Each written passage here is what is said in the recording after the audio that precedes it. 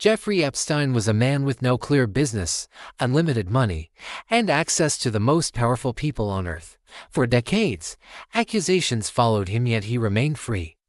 Until suddenly, he wasn't. This is the story of Jeffrey Epstein, how he rose, how he fell, and why his case still raises disturbing questions today.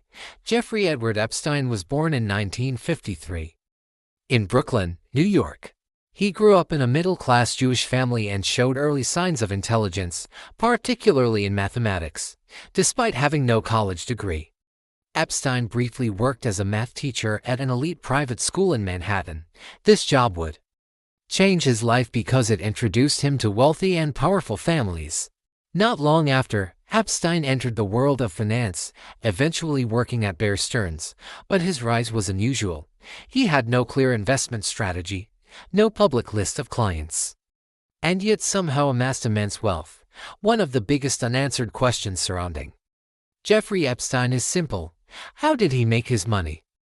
Epstein claimed he managed wealth exclusively for billionaires. However, no complete client list has ever been made public. Investigative journalists have described his finances as opaque, secretive, and unusually protected. Despite this, Epstein purchased multiple luxury properties, including a private island in the U.S. Virgin Islands, mansions in New York and Palm Beach, and a private jet later nicknamed the Lolita Express. In the early 2000s, allegations began to surface. Multiple underage girls accused Epstein of sexual abuse, saying they were recruited, groomed, and exploited at his Florida mansion. In 2008, Epstein was charged in Florida, but instead of facing federal prosecution, he accepted a controversial plea deal. He pleaded guilty to state charges and served just 13 months, much of it on work release. The deal granted him immunity from federal charges and protected unnamed associates. Many critics later called this one of the most lenient plea deals in U.S. history. Even after his conviction, Epstein continued to live a life of luxury. He traveled freely, hosted guests, and maintained connections with influential figures. Survivors later said this period was deeply painful, watching Epstein live without consequence.